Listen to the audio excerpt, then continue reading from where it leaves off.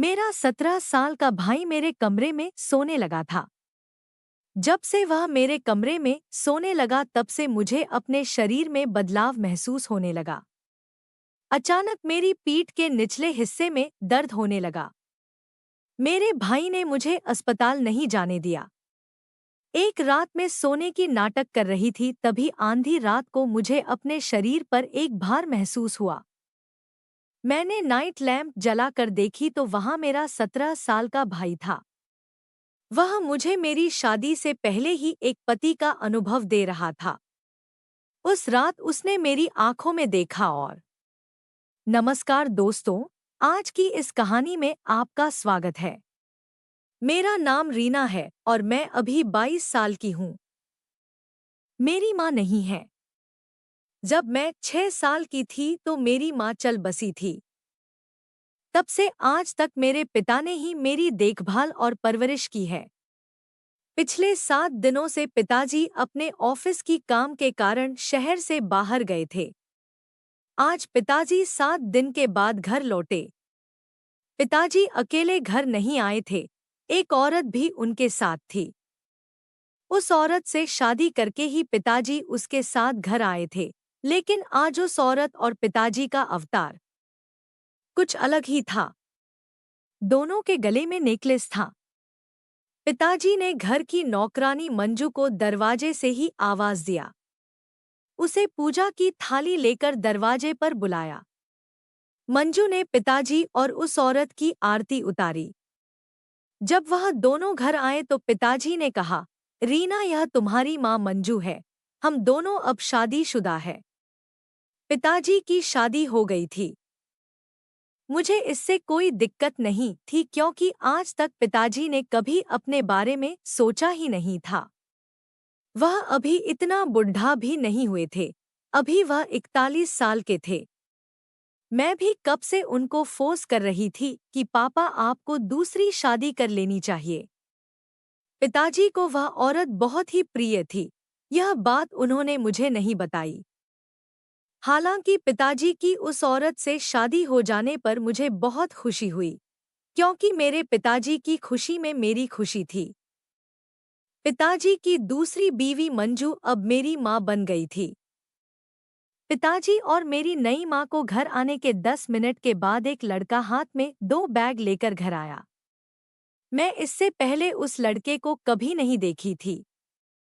मैंने उससे पूछा कि वह कौन है, तो लड़के की जगह पिताजी ने मुझे जवाब दिया। उन्होंने कहा, यह तुम्हारा छोटा भाई है और इसका नाम मोहन है। यह मंजू की पहली शादी से हुआ बेटा है। यानी अब मेरी नई माँ के साथ साथ अब मोहन भी हमारे घर में रहने वाला था। तो मैं पिताजी से बोली, पिताजी, यह मेरा छोटा भाई है या बड़ा, क्योंकि इसे देखने पर मुझे छोटा नहीं लगता। पिताजी ने कहा कि मोहन अभी 17 साल का है और तुम 22 की हो, तो यह तुम्हारा छोटा भाई ही हुआ ना। मैंने भी उसे अपना छोटा भाई भी मान लिया। उसके चेहरे पर जो दाढ़ी था उसी से वह मुझे छोटा नहीं दिखा था। मोहन बहुत शांत दिख रहा था, लेकिन मुझे नहीं पता था कि वह वैसा नहीं था जैसा वह दिखता था। मैंने सोचा कि वह 17 साल का लड़का है, लेकिन मुझे नहीं पता था कि यह इतना फास्ट होगा। तब मोहन ने मुझसे ज्यादा बात नहीं की थी। पिताजी ने ही उससे मेरा परिचय कराया था। तब वह बस मुझे देखकर मुस्कराया। हमारे घर में 2 कमरे थे और एक किचन। घर में एक कमरा मेरा था और एक पिताजी का था। अब मेरी नई माँ पिताजी के साथ उनके ही कमरे में रहती है।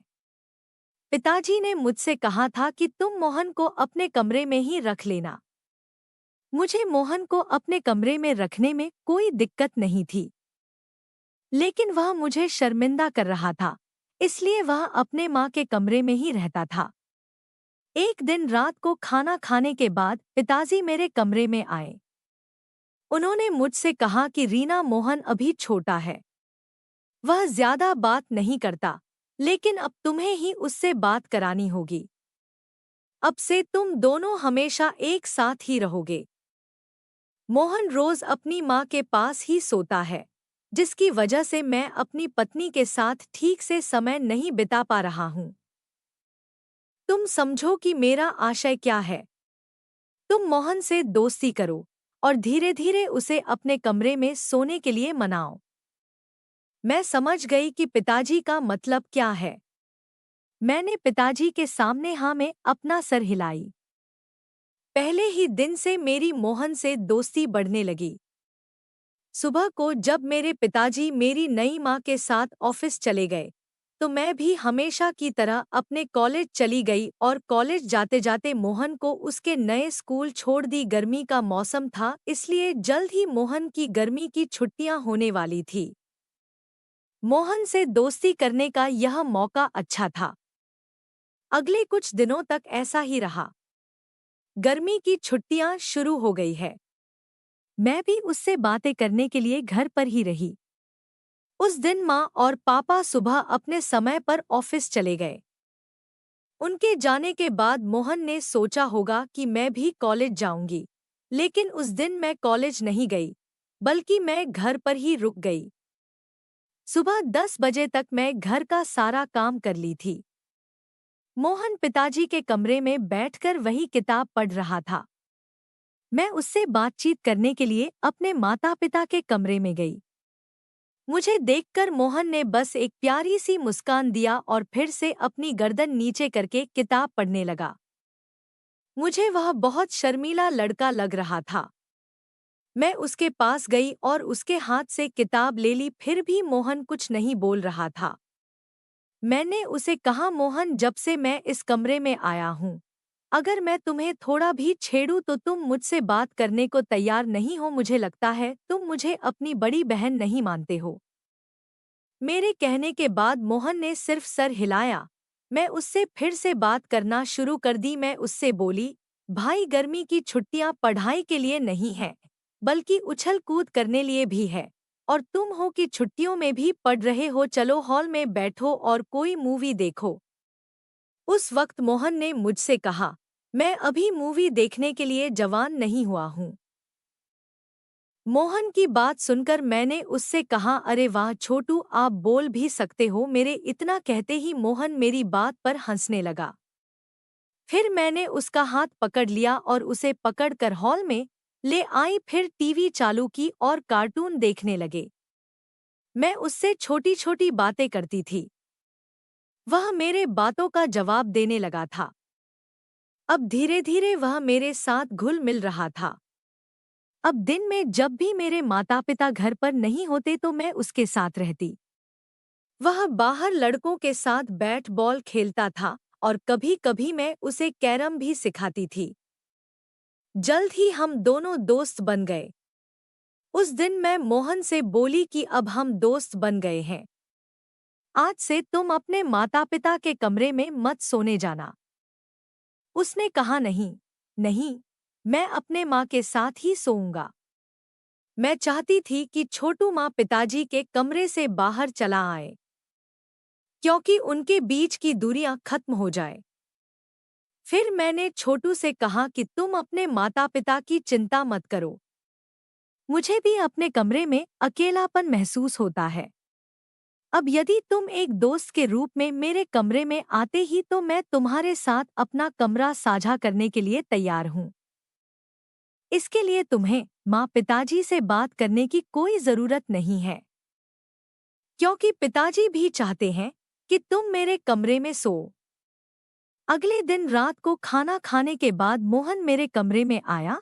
तब मैं अपने कमरे में बिस्तर लगा रही थी। तभी माँ भी मेरे कमरे में आ गई। माँ ने छोटू से कहा, सोने का समय हो गया है। वैसे भी तुम अभी रीना के कमरे में क्या कर रहे हो? माँ की बात सुनते ही छोटू डरने लगा। मैं समझ नहीं पा रही थी कि वह उनसे इतना डरता क्यों है। उस वक्त मैंने माँ से कहा कि माँ, आज से छोटू मेरे ही कमरे में सोएगा। तभी माँ बोली, नहीं नहीं, यह तुम्हें परेशान करेगा, सोने नहीं देगा। फिर मैं माँ के करीब जाकर उनके कानों में कही कि माँ, जब से आपके और पिताजी की शादी हुई है तब से आप अपने पति को ठीक से समय नहीं दे पाते होंगे, लेकिन अब से आप चिंता मत करना। छोटू मेरे साथ मेरे कमरे में ही रहेगा। वह मुझ पर उसे अपने साथ कमरे में ले जाने के लिए दबाव बना रही थी। माँ को पिताजी के साथ कुछ अच्छा समय बिताने का मौका मिल रहा था, लेकिन माँ ऐसा नहीं चाहती थी। वह छोटू को अपने कमरे में ले जाने लगी, लेकिन मैंने उसे रोक दिया। जब हम बात कर रहे थे तभी पिताजी वहां आए। पिताजी ने भी छोटू को मेरे कमरे में सोने के लिए कह दिया। तभी माँ ने पापा की बात सुनी। बात खत्म करते ही पिताजी चले गए, लेकिन माँ जाते जाते मेरे कान में फुसफुसाई। वह मुझसे कहने लगी, रीना, यदि तुम छोटू को अपने कमरे में रखने के लिए इतनी जिद करती हो तो मुझे कोई आपत्ति नहीं है। लेकिन सावधान, वह भी अब बड़ा हो रहा है। मैंने अपनी माँ की बातों को दिल पर नहीं लिया। मैंने सोचा कि उसने किसी सामान्य बात के लिए ऐसा कुछ कहा होगा, लेकिन मुझे इस बात का अंदाजा नहीं था कि मुझे इसका ऐसा अंजाम भुगतना पड़ेगा। मुझे क्या पता था कि छोटू मुझे मेरी शादी से पहले ही मुझे मेरे पति जैसा अनुभव देने वाला है। उस रात छोटू मेरे कमरे में मेरे बिस्तर पर सो रहा था। सो जाने के कुछ देर बाद मुझे अपने शरीर पर किसी का हाथ महसूस हुआ। मैं तब गहरी नींद में सो रही थी, लेकिन मुझे अपने शरीर पर किसी का हाथ महसूस हो रहा था। फिर मैंने अपनी आंखें खोली और तभी छोटू अपना छोटा सा हाथ मेरे शरीर से दूर कर दिया। लेकिन थोड़ी देर बाद उसने फिर मुझ पर हाथ रख दिया। मुझे लगा कि उसे अपनी माँ के शरीर पर हाथ रखकर सोने की आदत होगी। फिर भी वह मेरे सामने मेरा छोटा भाई था। छोटा भाई होने के नाते मैंने इसे नज़रअंदाज कर दिया और मैंने उसके बाद उसका हाथ अपने शरीर से नहीं हटाया। फिर अगले दिन रात के 2 बजे अचानक मेरी नींद खुली, तो मैं अपने बगल में छोटू को देखी तो नजर नहीं आया। फिर मैंने किचन और बाथरूम देखी, वहां भी नहीं था। फिर मैं माँ और पिताजी के कमरे की तरफ बढ़ी तो मैंने छोटू को अपने माता पिता के कमरे में झांकते हुए पाया। मैं सोच में पड़ गई कि इतनी रात को वह अपने माता पिता के कमरे में क्या देख रहा है। मैं जब कमरे के करीब पहुंची तो देखकर चौंक गई, क्योंकि उस समय माँ और पिताजी के कमरे का दरवाज़ा थोड़ा खुला था और छोटू माँ और पिताजी की निजी चीज़ों को देख रहा था। फिर मैंने उसका हाथ खींच लिया और उसे कमरे से दूर धकेल दिया। मैंने उससे कहा, क्या तुम पागल हो गए हो छोटू? वे आपके माता पिता हैं और इस समय आपको अपने माता पिता के कमरे में ताक झांक करना बिल्कुल भी शोभा नहीं देता। मेरी बात सुनकर छोटू सिर झुकाकर मेरे कमरे में चला गया। उसके बाद मैं भी अपने कमरे में चली गई। जब मैं कमरे में दाखिल हुई तो देखा कि छोटू बिस्तर के किनारे बैठा हुआ है। उसका चेहरा अभी भी उतरा हुआ था। मैं उसके पास जाकर बैठी।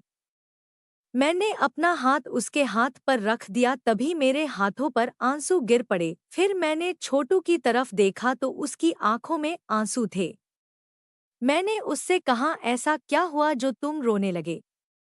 इस पर उसने कहा, बहन, मुझे माँ की बहुत याद आती है। मुझे माँ के बिना नींद नहीं आती। थोड़ा रोने के बाद मैं छोटू को गले लगाई और मैंने उसे एक माँ की तरह अपने पास रखा। मैं उसकी भावनाओं को समझ सकती थी, लेकिन माता पिता को भी एक दूसरे के साथ समय बिताना जरूरी था। बार बार छोटू अगर उनके बीच में जाएगा तो वो एक दूसरे को समय नहीं दे पाएंगे। मैं घर भर में बहुत समझदार थी। छोटू तो और भी छोटू था, लेकिन मैं अब उस सारी स्थिति का ध्यान रख रही थी। मैं छोटू को माँ के कमरे में नहीं जाने दे सकती थी और उसका रोना भी मुझसे देखा नहीं गया। अब मैं छोटू को एक माँ की तरह समझना चाहती थी, इसलिए उसे मैंने एक माँ की तरह गले लगाया। लेकिन धीरे धीरे छोटू का पैर फिसलने लगा। मैं अपने छोटे भाई के रूप में करीब आ रही थी, परंतु मैं उसका स्पर्श के माध्यम से उसकी भावनाओं को अलग तरह से महसूस कर सकती थी। तभी छोटू ने अचानक अपना हाथ मेरी पीठ पर फिराना शुरू कर दिया। फिर मैंने तुरंत उसे धक्का देकर अपने से दूर कर दिया। मैंने उसे सोने को कहा। कुछ देर बिस्तर पर सोने के बाद छोटू फिर से मेरे पास आया और मेरे शरीर पर अपना हाथ रख दिया। इस वक्त वह नींद में था। वह नींद में बड़बड़ा रहा था। वह कह रहा था, माँ मुझे देर मत करो। मुझे लगा कि उसे अपनी माँ की याद आ रही है। तो आज भी मैंने उसका हाथ अपने बदन से नहीं हटाया और सो गई। इसलिए अगली सुबह मैं थोड़ी देर से उठी। मम्मी पापा ऑफिस गए हुए थे। छोटू नाश्ता करके वह हमेशा की तरह हॉल में बैठकर टीवी देख रहा था। मैं उठी और अपने कमरे से सीधा बाथरूम में चली गई। मैं नहाकर बाथरूम से बाहर आई। तब मैं बहुत छोटे कपड़ों में थी। अभी मेरे कमरे में कौन आएगा और क्यों आएगा, यह सोचकर मैं बिना ऐसे ही अपने कमरे में चली गई। मैं अलमारी में अपने कपड़े ढूंढने लगी। तभी अचानक मेरे कमरे का दरवाजा खुला। सामने छोटू खड़ा था। फिर वह मेरी ओर देखा। मैं उसकी आंखों में देख ना सकी। वह मुझे ऐसी हालत में देखकर उसने एक बार नीचे भी देखा और देखता रहा। मैं पीछे की तरफ घूम गई और छोटू को कमरे से बाहर जाने को कहा, मगर छोटू कमरे से बाहर जाने को तैयार नहीं था। उस वक्त मैंने गुस्से में दोबारा छोटू को कमरे से बाहर जाने को बोली। फिर छोटू बाहर गया। वहां से निकलते ही जो ड्रेस मेरे हाथ में आई मैंने उसे पहन लिया। फिर मैं बाहर आई और मैंने छोटू से कहा, तुम अचानक कमरे में क्यों आ गए? उसने कहा, मैं यह देखने आया था कि आप जाग गई हैं या नहीं, क्योंकि मैं सुबह से वही टीवी देखकर बहुत बोर हो गया हूँ। अब छोटू को नाराज करने का मेरे पास कोई कारण नहीं था। तो मैंने आगे कुछ ना कहते हुए उससे कहा कि तुम अपना ख्याल रखना। आज मैं तुम्हें अपने दोस्त के घर ले जा रही हूँ। उसका भाई भी तुम्हारे ही उम्र का है। तुम्हें एक नया दोस्त भी मिल जाएगा। तुम्हें वहाँ बहुत मज़ा भी आएगा। मैं अपने दोस्त के घर जाने के लिए घर से छोटू के साथ निकली। छोटू और मैं अपनी स्कूटी से उसके घर जा रहे थे। स्कूटी से गुजरते वक्त छोटू ने मुझे इधर-उधर नजरें घुमाते हुए देख लिया। उसने मुझसे कहा, दीदी मुझे बाहर जाना बहुत पसंद है, लेकिन माता-पिता हमें कहीं भी ले जाने को तैयार नहीं है। मैं छोटू को समझाते हुए बोली, आपके माता-पिता दोनों कामकाजी हैं। वे दोनों अपने काम में व्यस्त रहते हैं ना, इसलिए उन्हें टाइम नहीं मिलता कि आपको कहीं बाहर घुमाएं। लेकिन चिंता मत करो, मैं समझती हूँ कि आपको बाहर घूमना यात्रा करना पसंद है। कभी कभार मैं तुम्हें बाहर घुमाने ले जाऊंगी, ठीक है ना? मैंने छोटू को ठीक से समझाया। जल्द ही हम मेरे दोस्त के घर पहुंच गए। मेरे दोस्त का भाई छोटा था, लेकिन वह वास्तव में मेरे छोटू से थोड़ा छोटा लग रहा था। छोटे बच्चे की युवावस्था तक पहुंचने से पहले ही दोनों में दाढ़ी और मूछें आनी शुरू हो गई थी। मेरी दोस्त अर्पणा ने छोटू को मेरे साथ देखा और मुझसे बोली, रीना, तुमने मुझे अपने नए रिश्ते के बारे में कुछ नहीं बताया। तुम अपने प्रेमी को सीधे मेरे घर ले आई। जब अर्पणा यह कह रही थी तो मैंने छोटू की तरफ देखा। वह ऐसे शर्मा रहा था जैसे मैं सच में उसकी गर्लफ्रेंड हूँ। मैंने अर्पणा से कहा कि यह मेरा बॉयफ्रेंड नहीं है, यह तो छोटा भाई है और तुम्हारा भी। मैंने अर्पणा को अपने पापा की शादी के बारे में सब कुछ बता दिया। फिर वो बोली, अरे अच्छा, ये तेरा भाई है, क्षमा कर दो, मुझे नहीं पता था। अर्पणा के घर पर मैंने उससे खूब बातें की। अर्पणा के भाई के साथ खेलते हुए छोटू एक मासूम लड़के की तरह लग रहा था। वह दोनों अपनी उम्र के हिसाब से बिल्कुल भी जवान नहीं लग रहे थे। शायद उनकी माँ ने उन्हें अच्छे संस्कार दिए थे। मुझे उसमें बिल्कुल भी कोई अपेक्षा नहीं दिखी। उसी रात खाना खाते समय मेरी मेज के नीचे से बार-बार किसी का पैर मुझे छू रही थी। फिर मैंने नीचे देखा तो यह मेरे बगल में बैठे छोटू का पैर था। मुझे नहीं पता कि वह मुझे जानबूझकर लात मार रहा था या अनजाने से हो रहा था। मैंने अपने माता-पिता के सामने उससे कुछ नहीं कहा, लेकिन जब मैंने उसकी तरफ घूरकर देखा तो उसने तुरंत अपना पैर हटा लिया। उस रात जब मैं किचन साफ करके अपने कमरे में जा रही थी, तो मैंने देखा कि माँ हॉल में छोटू से बात कर रही है। मुझे लगा कि वह उसे गुस्सा दिला रही है। जब मैं वहां गई तो माँ मुझे देखकर हंसने लगी। मैं माँ की तरफ देखकर मुस्कुराई और अपने कमरे में चली गई। छोटू भी मेरे पीछे मेरे कमरे में आ गया। कुछ देर के बाद माँ 2 गिलास दूध लेकर मेरे कमरे में आई। उसने एक गिलास मेरे हाथ में दिया और दूसरा छोटू को। माँ ने मेरे सिर पर हाथ रखकर कहा, रीना बेटा, जब से घर आई हूँ मैंने तुम्हें ज्यादा करीब नहीं रखा है। इसके बजाय तुम मेरी जगह एक माँ की तरह छोटे बच्चे की देखभाल कर रही हो। मैं भाग्यशाली हूँ कि मुझे आप जैसी बुद्धिमान बेटी मिली है। मेरी माँ मेरी बहुत सराहना कर रही थी। मैंने बड़े प्रेम से उनका दिया हुआ दूध पिया। उस समय मैंने अपनी असली माँ को दूसरी माँ के रूप में देखा था। अगले कुछ दिन ऐसे ही बीत गए। अब जब मैं सुबह उठती हूँ तो मुझे अपने बिस्तर से बहुत परेशानी होती है। इतनी टेढ़ी नींद भी नहीं आई कि बिस्तर मेरे बगल की चादर इतनी अस्त व्यस्त हो जाए। फिर भी मैंने इसे नजरअंदाज कर दिया। लेकिन कुछ दिनों से अचानक मेरे पेट में दर्द होने लगा। उस दिन जब मैं सुबह उठी तो मेरे पेट के निचले हिस्से में दर्द होने लगा। मुझे नहीं पता था कि मैं अपने पिता को इस बारे में कैसे बताऊं। उस दिन सुबह जब मैं उठी तो मैं पेट पर हाथ रखकर बिस्तर पर बैठी रही। जब मैं उठी तो छोटू जाग चुका था। वह मुझे अलग तरह से देख रहा था। उठते ही उसने अपना हाथ मेरी बाह पर रख दिया। फिर उसने कहा, क्या तुम ठीक हो? मुझे कुछ हो रहा है ऐसा मैंने अभी तक छोटे को अपने मुंह से नहीं बताई थी। कौन जानता है कि कैसा लगेगा यह सब। फिर मैं बिस्तर से उठ गई और उठकर अपने कमरे से बाहर चली गई। फिर मैं अपनी माँ से जब बोलना शुरू की तो मुझे अपनी माँ का चेहरा गंभीर दिखाई दिया। इसलिए मैं अपनी बात बदल दी। आज माँ पिताजी के साथ ऑफिस ना जाकर रिक्शे से अपने ऑफिस चली गई। मैं पिताजी से बात करती तो मुझे उनका भी चेहरा बहुत गंभीर नजर आया। क्या माता-पिता के बीच कोई विवाद था या फिर कुछ और? मुझे उनके विवाद के बारे में कुछ भी पता नहीं था। उस वक्त मैंने ऑफिस जाने से पहले पिताजी को रोका। मैंने उनसे कहा, पिताजी, क्या आपके और माँ के बीच कोई बहस हुई है? पिताजी ने बिना कुछ कहे अपना सिर हिलाया और अपने ऑफिस की ओर जाने लगे। अगले 3-4 दिन ऐसे ही बीत गए। मैं पिछले 3 दिनों से पेट दर्द से परेशान थी। आखिरकार 3 दिन बाद मैंने अपनी माँ को अपने पेट दर्द के बारे में बताया। फिर माँ मुझे हॉस्पिटल ले गई।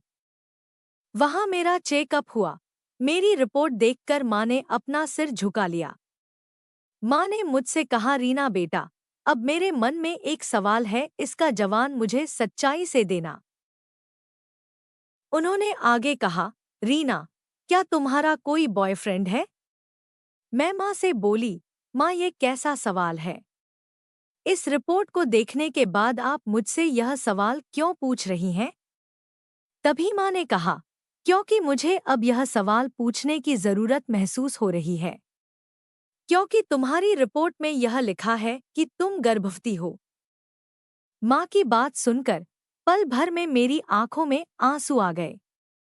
मैंने माँ से कहा कि माँ, क्या आपने रिपोर्ट को ठीक से पढ़ा है?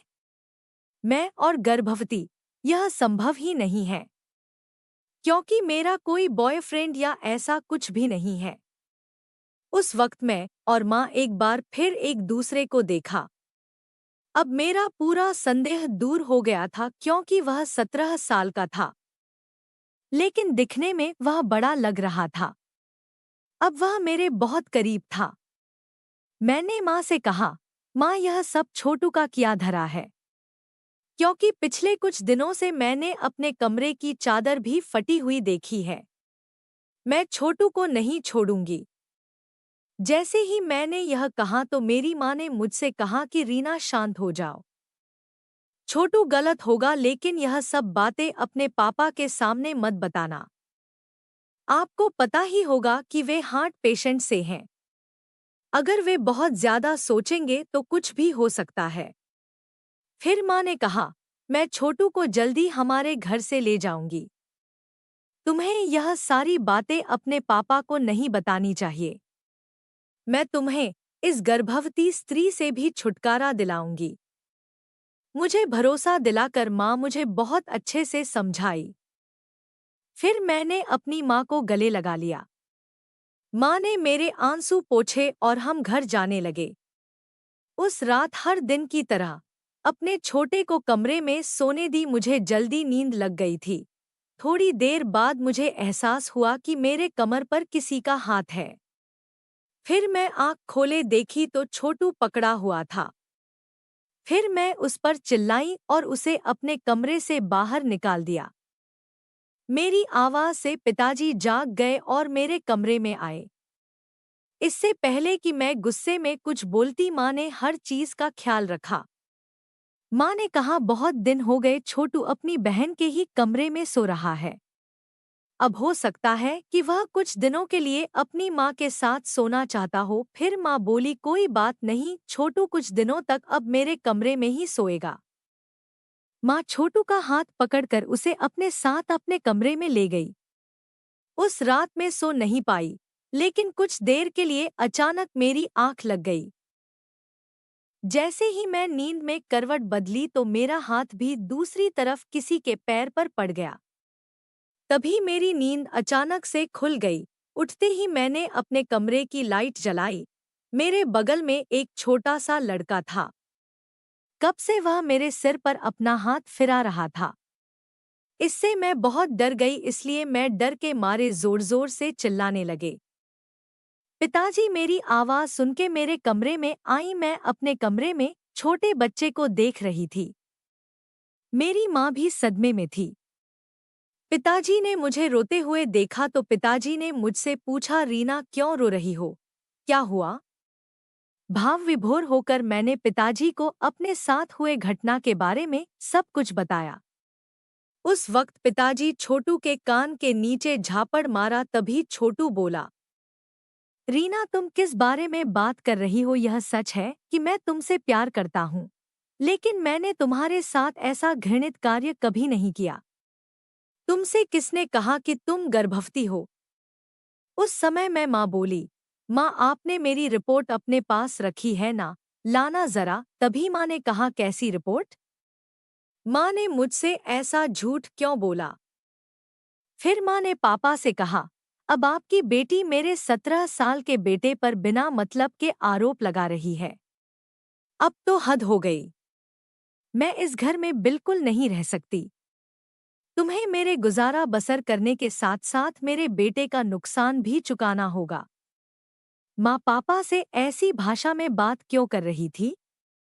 मुझे कुछ समझ नहीं आया।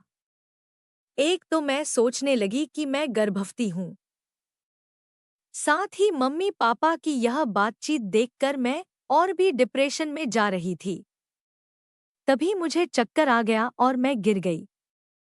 धीरे धीरे मेरी आंखें बंद हो रही थी। तभी छोटू दौड़कर मेरे लिए पानी लेकर आया। उसने मेरे चेहरे पर पानी के छींटे मारे और अपने हाथ से मुझे पानी पिलाया। तब माँ मुझसे और पापा से दूर मुंह करके खड़ी थी। फिर छोटू ने बात शुरू की। उसने अपनी माँ से कहा, मुझे माफ कर दो मैडम, लेकिन अब से मैं तुम्हारे खेल में तुम्हारा साथ नहीं दे सकता हूँ, क्योंकि आज तुमने एक लड़की के सामने मेरा चरित्र खराब कर दिया है। उसने आगे कहा, रीना, प्लीज मुझ पर भरोसा करो। मैंने तुम्हारे साथ कुछ भी गलत नहीं किया है और तुम गर्भवती नहीं हो। यह सारे खेल इस मैडम की है। अब मैं उसकी सारी सच्चाई आपके सामने लाऊंगा। फिर छोटू ने बात शुरू की। उन्होंने कहा, मैं 17 साल का नहीं हूँ, मैं 23 साल का हूँ और इस मैडम का कोई बेटा नहीं है। मैंने एक थिएटर कंपनी में भी काम किया है। ये मैडम मुझे वहां पर मिली थी। इससे पहले भी मैंने इस मैडम के साथ ऐसा ड्रामा किया है। इस मैडम के साथ आज तक मैंने जो भी नाटक किए हैं, उससे मैं समझा कि वे वास्तव में क्या करती हैं।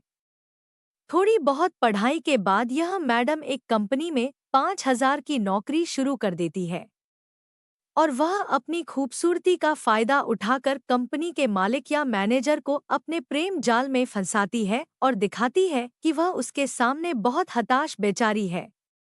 उसका एक 16 साल का बेटा है। उस बच्चे का भरण पोषण भी ठीक से नहीं हो पाता। यह कुछ चीजें हैं जिससे यह मैडम अपना क्रश दिखाती हैं। वे उनके सामने बहुत गरीब और भोले भाले होने का नाटक करती हैं और फिर एक बार जब उनकी शादी उस अमीर व्यक्ति से हो जाती है तो कुछ दिनों के बाद वे किसी न किसी कारण से उस व्यक्ति से तलाक ले लेते हैं और अंत में भारी मात्रा में धन प्राप्त करती हैं। गुजारा भत्ता का इनाम उन्हें मिलने वाले गुजारा भत्ते के साथ साथ वे मेरा खर्च भी उठाती हैं। रीना, तुम्हारे पापा इस मैडम के चौथे शिकार हैं। पहले मुझे केवल अपने पैसे से भुगतान करना पड़ता था, लेकिन आज मेरे चरित्र पर उंगली उठाई है। मैडम मेरे साथ ऐसा कुछ करेंगी, मुझे नहीं पता था। रीना, यह सच है कि मैं तुमसे प्यार करने लगा था, लेकिन मैंने तुम्हारे साथ कुछ भी गलत नहीं किया है। पिताजी और मैंने दोनों ने जो छोटी कहा, उसे सुनकर चौंक गए। बिना जाने बुझे एक धोखेबाज महिला के जाल में फंस गए थे। पिछले कुछ दिनों से मम्मी और पापा दोनों के बीच बहस हो रही थी और किसी न किसी वजह से मम्मी जानबूझकर बहस कर रही थी, क्योंकि अब वह पिताजी से तलाक लेना चाहती थी और उससे ढेर सारे पैसे भी ऐंठना चाहती थी। पिताजी ने मुझसे कहा, रीना, मैंने तुम्हें हमारी बहस के बारे में कुछ नहीं बताया था। मुझे लगा कि हमारी बहस का बच्चों पर बुरा असर पड़ेगा, लेकिन कई बार बच्चों को कुछ बातें भी बतानी जरूरी होती है। उस वक्त हमने छोटू को धन्यवाद कहा, क्योंकि समय रहते उसने हमें सब सच बता दिया और सच बताकर अपने ऊपर लगे दाग को भी मिटा दिया। पिताजी ने धोखेबाज महिला की शिकायत पुलिस से की, उसे महिला पुलिस पकड़ कर ले गई। इसमें मोहन की कोई गलती नहीं थी और अपराधी नहीं था। वह जो कुछ भी कर रहा था वह पैसे के लिए था, लेकिन उसने भी गलत इंसान का साथ दिया था, इसलिए उसे 3 महीने की सजा भी हुई। सब कुछ तय होने के बाद पिताजी मुझे अस्पताल ले गए और मेरा चेकअप करवाया। मेरे पेट दर्द और अन्य परेशानी का कारण एक जीवाणु संक्रमण था। मैं बहुत कम पानी पीती थी। गर्मी का महीना था और मुझे संक्रमण हो गया। इससे मेरे पेट में दर्द होने लगा। वह अस्पताल जहां मेरी मां मुझे ले गई थी, वहां उसने अतिरिक्त पैसे देकर मेरे गर्भवती होने की झूठी रिपोर्ट बनावा दी थी और फिर मुझे गुमराह भी कर रही थी। लेकिन उसे अपनी गलती की अच्छी सजा मिली। उस दिन के बाद मेरे पापा ने शादी का ख्याल अपने दिमाग से बिल्कुल निकाल दिया। पिताजी अब मेरी शादी को लेकर भी सतर्क हो गए। तो दोस्तों, यह थी आज की कहानी। उम्मीद है कि आपको यह कहानी पसंद आई होगी। अगर आपको यह कहानी पसंद आई हो तो इसे लाइक करें और अपने दोस्तों के साथ शेयर करें। आगे भी ऐसी ही रोमांचक कहानियों के लिए हमारे चैनल को सब्सक्राइब अवश्य करें। धन्यवाद।